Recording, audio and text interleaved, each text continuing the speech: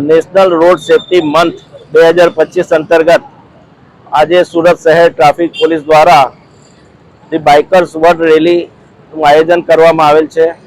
અને આ world bikers rally જે છે એની સાથે સુરતમાં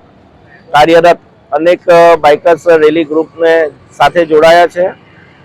અને આ રેલી દ્વારા સુરત શહેરની પ્રજાને એક સંદેશો આપવામાં આવે છે કે તમે જ્યારે પણ ટુ વ્હીલર વાહન સાથે ઘરની બહાર નીકળો ત્યારે અવશ્ય તમે હેલ્મેટ પહેરો. હેલ્મેટ એ તમારું એક સુરક્ષા કવચ છે અને જેટલા પણ ટ્રાફિકના રૂલ્સ છે, ખાસ કરીને ટ્રાફિક સિગ્નલનું જે સુરત શહેરની પ્રજા હમણાં જે પાલન કરે છે એ વધારે સારી રીતે પાલન કરે એવી હાર્દિક અપીલ છે. રેલી ભરવાની છે અને અનેકવાર અપીલ કરી આગામી દિવસોમાં કેવા પ્રકારની કાર્યવાહી કરાશે?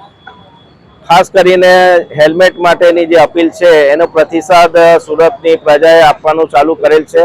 અને 100% પ્રતિસાદ આપશે એવી અમને 100% વિશ્વાસ છે. તેમજ સિગ્નલનું પણ 100% પબ્લિકે પાલન કરવાનું ચાલુ કર્યું છે, એના માટે અભિનંદનને પાત્ર છે. નેશનલ રોડ સેફટી મંથ 2025 અંતર્ગત આજે સુરત શહેર ટ્રાફિક પોલીસ દ્વારા ધી બાઇકર્સ વર્લ્ડ રેલીનું આયોજન કરવામાં આવેલ છે અને આ વર્લ્ડ બાઇકર્સ રેલી જે છે એની સાથે સુરતમાં કાર્યરત અનેક બાઇકર્સ રેલી ગ્રુપને સાથે જોડાયા છે અને આ રેલી દ્વારા સુરત શહેરની પ્રજાને એક સંદેશો આપવામાં આવે છે કે તમે જ્યારે પણ ટુ વ્હીલર વાહન સાથે ઘરની બહાર નીકળો ત્યારે અવશ્ય તમે હેલ્મેટ પહેરો. હેલ્મેટ એ તમારું એક સુરક્ષા કવચ છે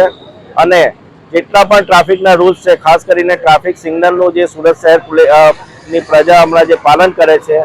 એ વધારે સારી રીતે પાલન કરે એવી હાર્દિક અપીલ છે. રેલી ભરવાની છે અને અનેકવાર અપીલ કરી આગામી દિવસોમાં કેવા પ્રકારની કાર્યવાહી કરાશે? ખાસ કરીને હેલ્મેટ માટેની જે અપીલ છે એનો પ્રતિસાદ સુરતની પ્રજાએ આપવાનું ચાલુ કરેલ